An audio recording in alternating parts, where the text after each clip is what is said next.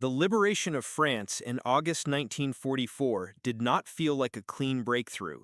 It felt like an explosion. After the shattering of German lines during Operation Cobra, the American armies surged across Normandy with a speed no planner had predicted and no logistician had prepared for. Roads clogged with fleeing enemy units collapsed into chaos. Bridges that the retreating Wehrmacht had blown turned rivers into bottlenecks. Rail lines lay twisted by Allied bombers. Ports were either ruined, mined, or still in German hands. Yet through all this disorder, the spearheads of the U.S. Army moved with the hunger of men who smelled victory on the wind. At the center of this advance was George S. Patton's Third Army, a beast of steel, tracks, and gasoline.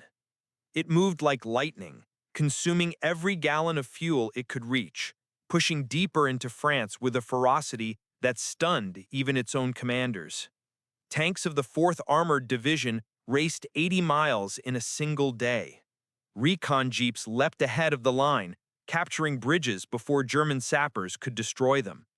Infantry moved so fast that entire units lost contact with their rear echelons.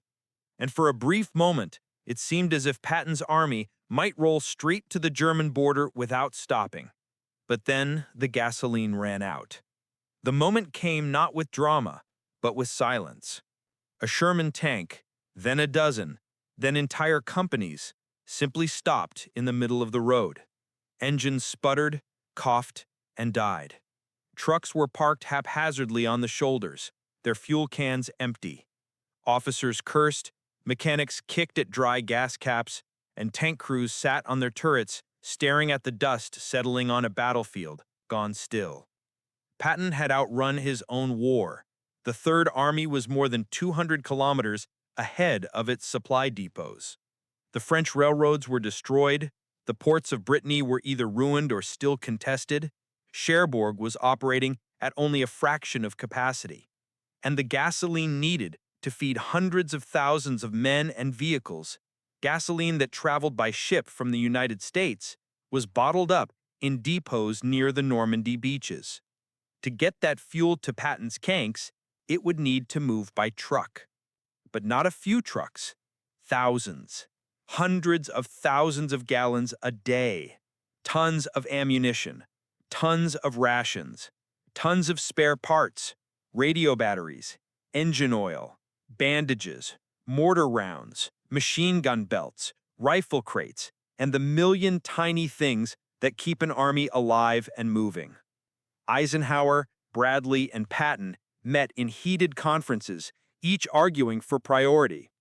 Patton, his temper flaring, insisted that if he had fuel, he could end the war before Christmas. Bradley warned that Hodge's First Army needed supplies just as desperately as they pushed toward Belgium. Eisenhower listened, balancing egos against strategic reality, knowing the Allied advance was in danger of grinding to a halt across the entire front unless a miracle of logistics appeared. And that miracle had to come fast. On the ground, the logistical officers saw the truth with brutal clarity. Conventional supply lines had collapsed. France's railroads were demolished. Horse-drawn German wagons clogged roads that Allied engineers had not yet cleared. Fuel depots were too far behind.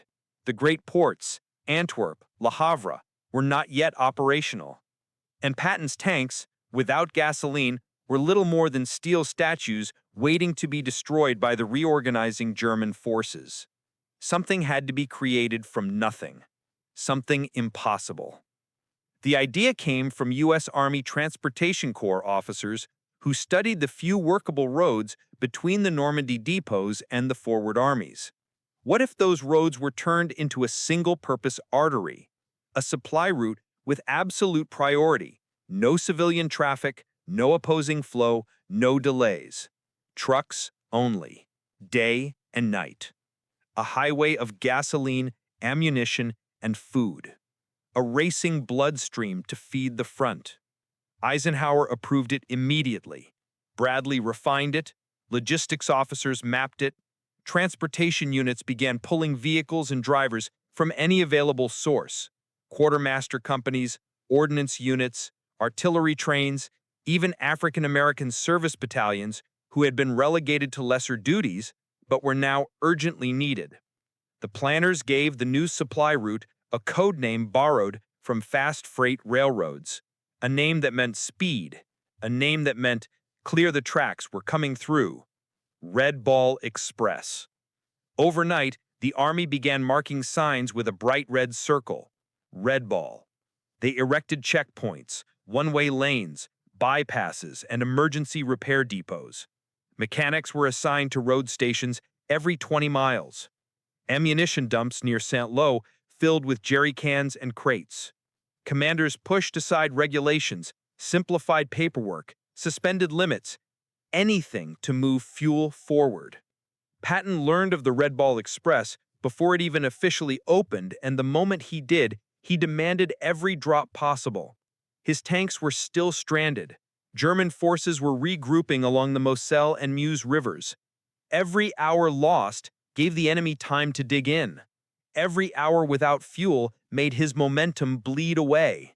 But now, finally, there was hope. At dawn on 25 August 1944, the first convoys of the Red Ball Express rolled out.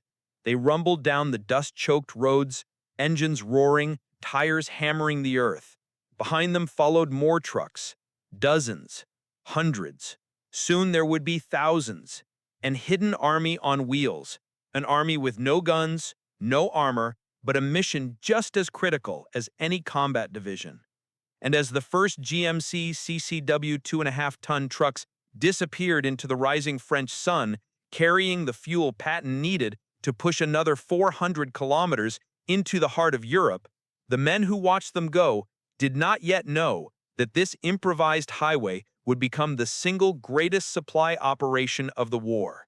They did not know that Eisenhower would later say, "We could not have moved without the Red Ball Express." All they knew was this: the tanks needed gasoline, and now, finally, the gasoline was coming. It began with dust, thick, choking, blinding dust that rolled across the narrow Norman roads as the first convoys gathered before sunrise, their engines rumbling like a distant storm. On August 25, 1944, the Red Ball Express officially came to life, not as a carefully engineered logistical plan, but as a desperate improvisation born from crisis. And like all things created in crisis, it started raw, chaotic, and impossibly ambitious. The order was simple: move. Move fuel, move ammunition, move rations, move spare parts, move everything the front needed to keep fighting. No delays, no excuses, no stopping. To achieve that, the Transportation Corps did something unheard of in modern warfare. They carved two dedicated highways across northern France, one for outbound loaded trucks, one for returning empty vehicles. These routes, marked by bright red circles painted on signboards, barns, mileposts, trees, even wrecked German vehicles, became the arteries of the Allied advance. The red circle meant one thing: absolute priority. Civilian vehicles were banned, stragglers were pulled off the road. Military police with white helmets stood at intersections, holding up stop signs that might as well have been royal scepters. When a Red Ball convoy thundered through, everything else yielded. More than 6,000 trucks were assigned to the route within its first days, mostly GMC CCKW 2.5-ton trucks and Dodge WC-51 3/4-ton weapons carriers. They formed into convoys of 40 to 60 vehicles, each spaced so close that the men joked they didn't need maps, they just followed the dust cloud ahead. Every convoy was supposed to run at 25 to 35 miles per hour, and they were forbidden to stop unless the vehicle was on fire or the driver was dead. Most trucks carried 5 steel 55-gallon drums of fuel, their sides clattering against the wooden bed as the vehicles bounced across war-torn roads. Others carried ammunition crates stacked to the roof, ration boxes, tank tracks, spare radios, engine parts, blankets, medical supplies, anything the frontline divisions needed. And the men behind the wheel?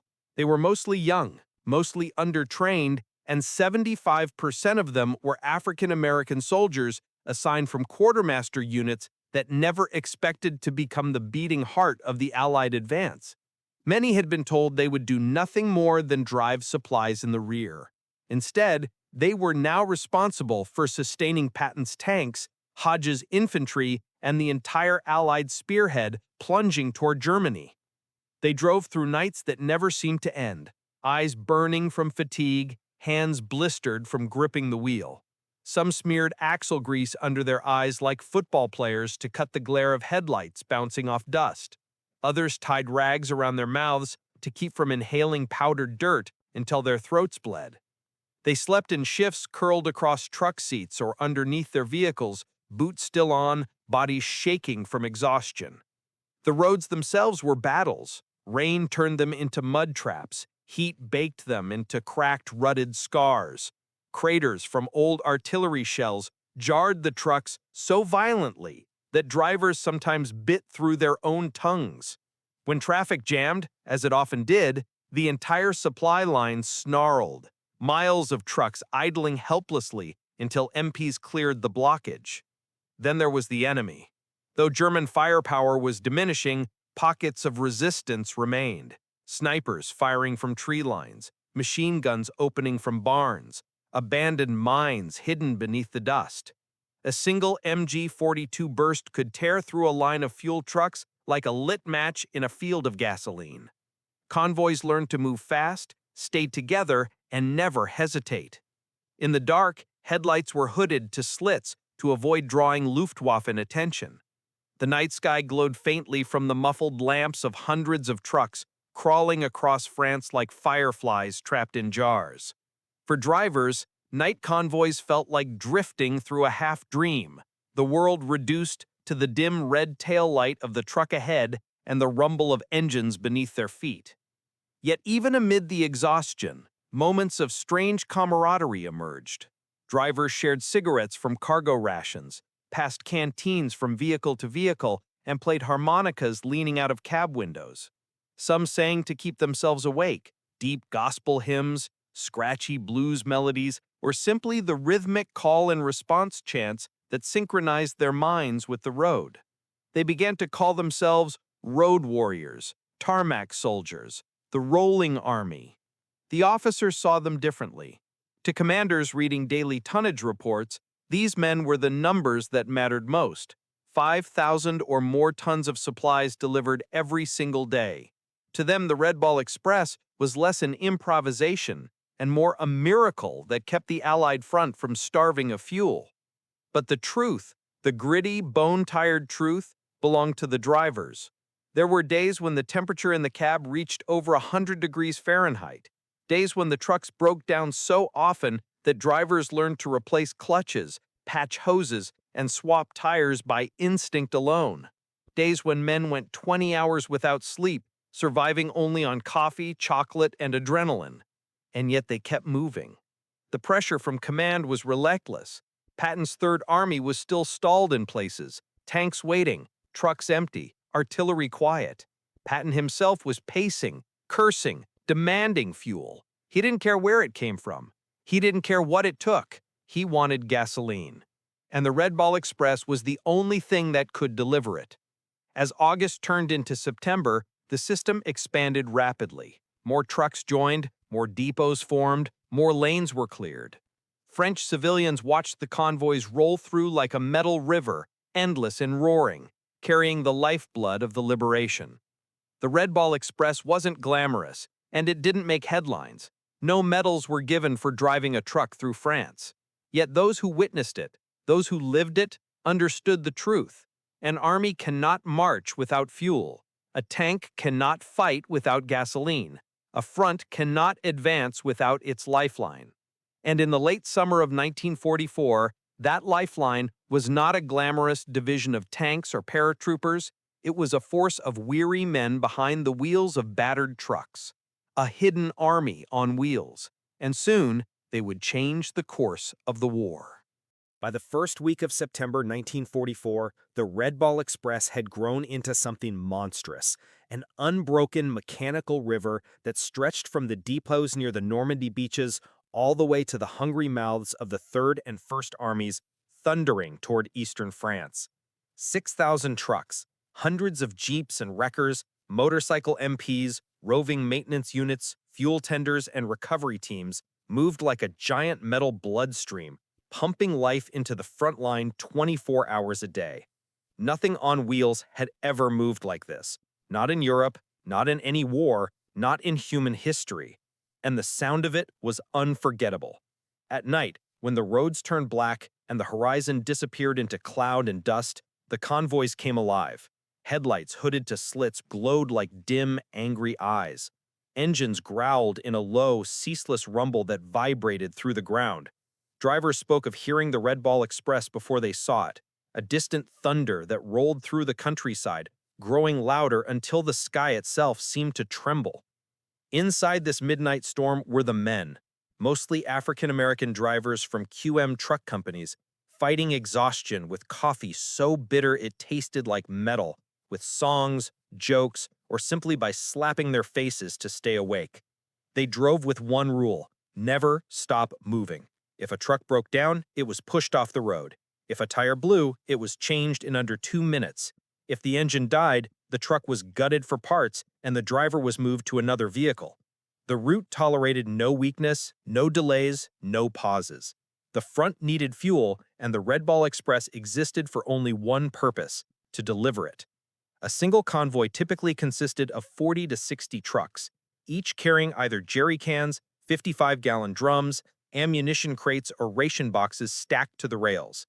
The trucks departed the St. Lo and Izini areas in staggered waves, spaced just minutes apart. It wasn't uncommon to see one convoy still roaring past a village, while another was lining up behind it, and a third was already approaching from the rear. Hundreds of tons of supplies moving like synchronized machinery. The numbers were staggering. From 25 August to 16 November 1944, Red Ball convoys carried over 412,000 tons of fuel, ammunition, and rations, an amount nearly equal to the total monthly consumption of the entire British Expeditionary Force in World War I. On peak days, the system moved over 12,000 tons.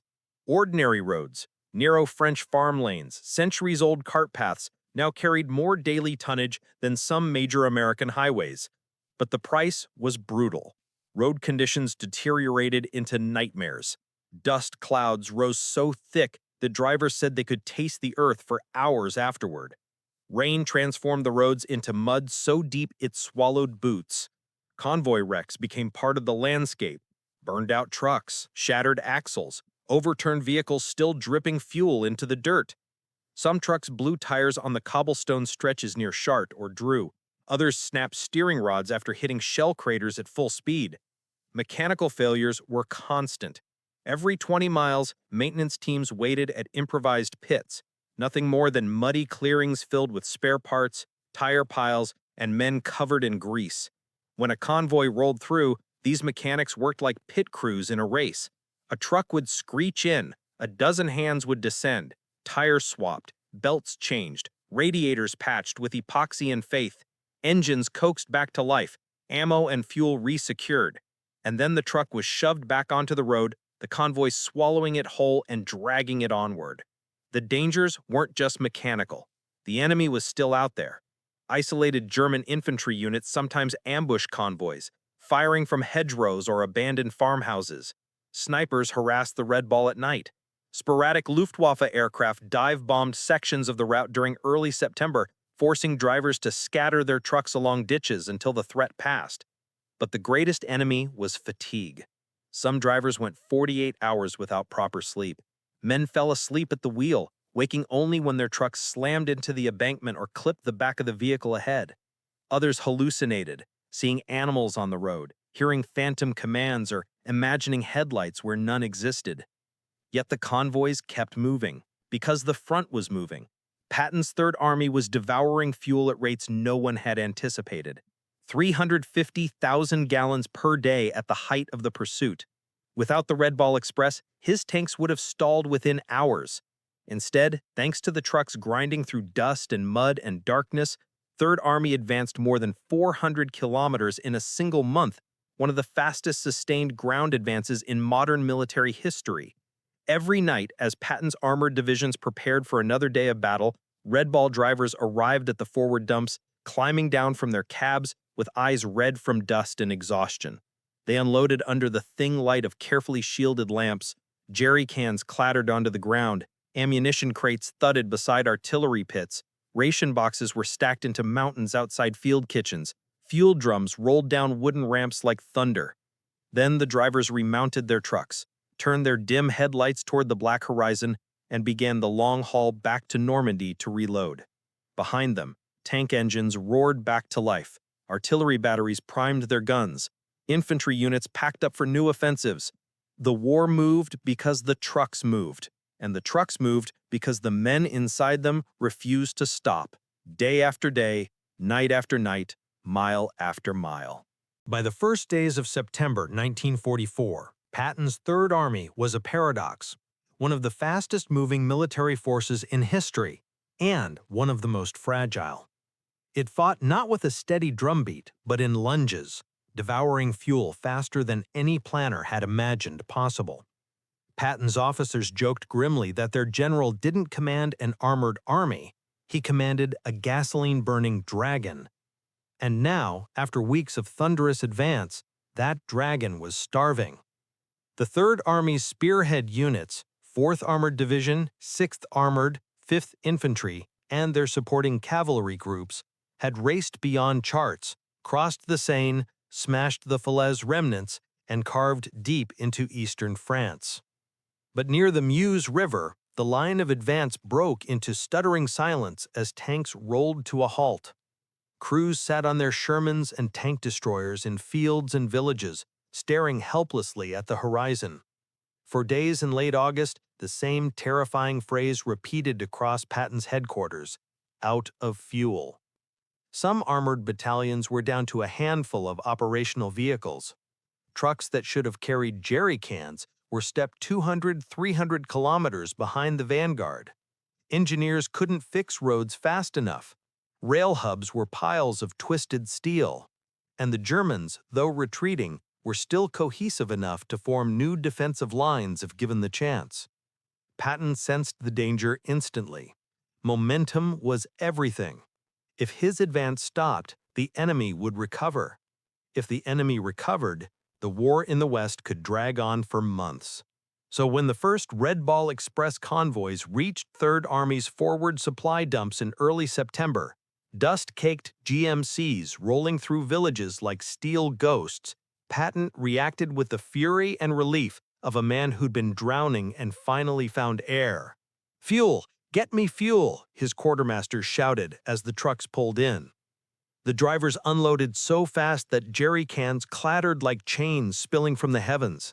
They worked shoulder to shoulder with armored mechanics and infantrymen, passing cans hand to hand, rolling drums into pits, stacking cases of 30 and 50 caliber ammunition beside artillery batteries preparing for the next assault. Patton, watching the first loads arrive, simply nodded. Then he issued the order that became legend: "Tell the boys they can move again." In the next 3 weeks, the effect was explosive.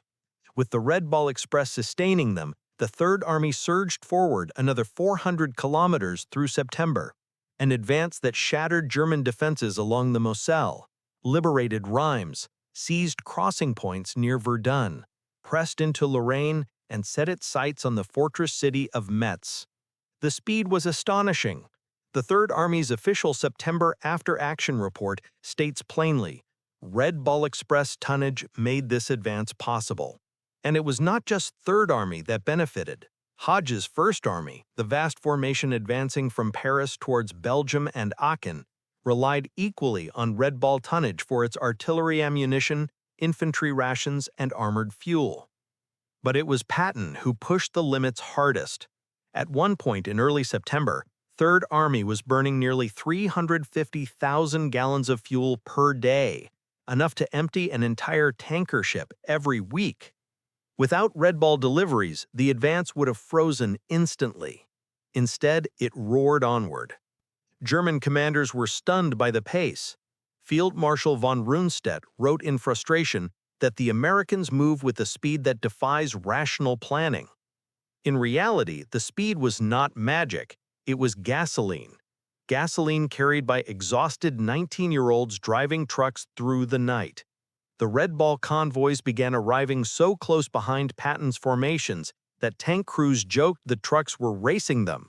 Soldiers remembered moments when they would pull into a newly seized village only to see Red Ball Express vehicles already waiting by the roadside, engines idling, drivers slumped over their steering wheels, half asleep but still ready to unload.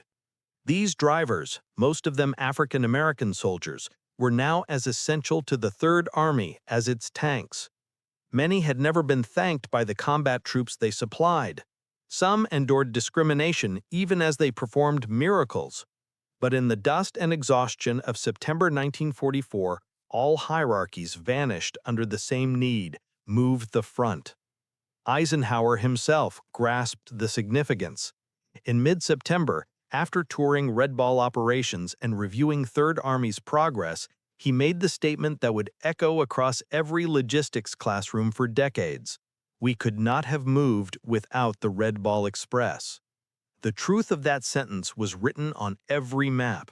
Behind Patton's advance lay a single, slender, overburdened supply artery, the only thing connecting his tanks to French depots far behind. Without that artery, momentum would die. With it, the Third Army became a weapon of unstoppable motion. As September drew to a close, the weather began to turn. Rain lashed the roads, mud thickened, trucks bogged down, engines overheated. But the Red Ball Express kept rolling. It rolled through shell-pocked forests, through shattered villages, through nights so black drivers had to navigate by memory. It rolled until boots stuck to pedals, until knuckles bled, until eyes burned raw. And the Third Army kept moving. The Red Ball Express had done more than save Patton's advance. It had turned logistics into the decisive weapon of the campaign. By the time early autumn settled over France, the hidden army on wheels had become one of the greatest supply forces ever assembled. And soon, in the final chapter of its short, furious life, the Red Ball Express would secure its place in history, not as a temporary solution, but as the operation that kept the entire Western Front alive. By mid-November 1944, the weather over northern France had turned harsh and unfriendly. Cold rain lashed the fields. Mud swallowed boots and tires alike. Convoy roads that had once been thick with dust were now slick, rutted snake paths of brown sludge.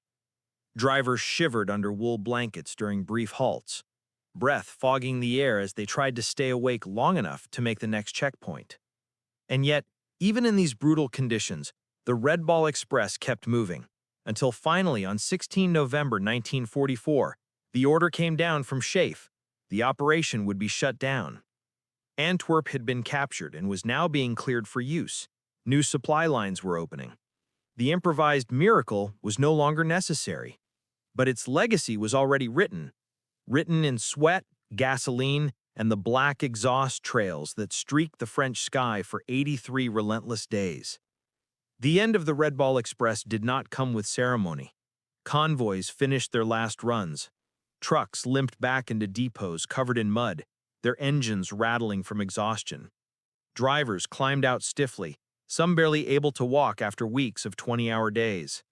Mechanics wiped down their tools for the final time at the roadside pits. And as the great machine that had never slept finally wound down, a strange silence settled over the roads that had carried more than 412,000 tons of supplies, enough to fuel, feed, and arm 2 entire U.S. field armies during the most rapid phase of the Allied advance. In the command tents of the First and Third Armies, the impact was undeniable. The Red Ball Express had not merely supported the advance across France, it had enabled it.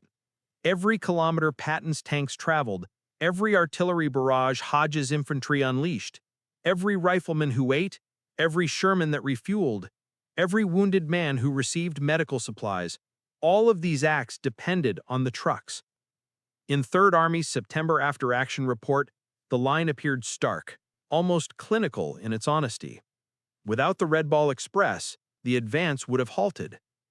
The U.S. Army Center of Military History later expanded upon this truth. The logistical achievements of the summer and fall of 1944 were unprecedented not only in scale, but in speed. Never before had a modern army been fed entirely by truck convoys across a ruined continent. And never before had an improvised supply network risen to meet the demands of such a ferocious advance. But what made the Red Ball Express truly extraordinary were the people who operated it. More than 75% of the drivers were African American soldiers who had been relegated to service units because the segregated U.S. Army refused to place them in combat roles. With the launch of the Red Ball, they suddenly became the backbone of the European front. These men drove through sniper fire, through air raids, through nights without sleep. They repaired engines with numb fingers. They raced through blackout conditions, guided only by the faint red taillight of the truck ahead. They survived ambushes, mechanical failures, and fatigue so deep it bordered on hallucination. Many received no medals, few received recognition. And yet, without them, the Allied front would have withered. In their hands, the GMC CCKW became more than a truck. It became a lifeline, a breathing, roaring conveyor belt that carried the war forward. Commanders took notice. Patton, who rarely praised anyone outside his own ranks, called the Red Ball drivers the most important men in the European theater. Eisenhower, in his memoirs, stated flatly, "We could not have moved without the Red Ball Express." That sentence would become famous. It would echo in every logistics classroom, every study of World War II supply operations. But for the men who had lived the experience, the truth was simpler and harder. They had kept the front alive. The Red Ball Express lasted only 83 days. But in those 83 days, it revolutionized how armies thought about logistics. It proved that speed mattered more than perfection, that flexibility mattered more than planning, that mobility was the currency of modern war. The system influenced post-war doctrine, shaping everything from Cold War supply strategies to the development of modern highway-based military logistics. Yet for all its historical significance, the most enduring image of the Red Ball Express is not a map or a statistic. It is a moment, a long column of trucks, engines rumbling, moving through the cold night, headlights dimmed, drivers hunched forward, fighting exhaustion, the red circle signs flashing by in the dark. And somewhere many kilometers ahead, Patton's tanks roaring to life again as drums of gasoline thudded onto the ground beside them. The front moving, the war moving, because the trucks moved. When historians speak of the liberation of France, they speak of Omaha, Cobra, Falaise, and the Breakout. But hidden behind those thunderous battles was an army of young men driving through dust and darkness, carrying the weight of the war on steel axles. The Red Ball Express was their creation, their burden, their triumph. And when the last convoy rolled off the road on November 16, 1944, the war in Europe was already turning toward its final act. Powered by the memory of 6,000 engines roaring in the dark, an army on wheels that kept the continent of Europe moving toward liberation.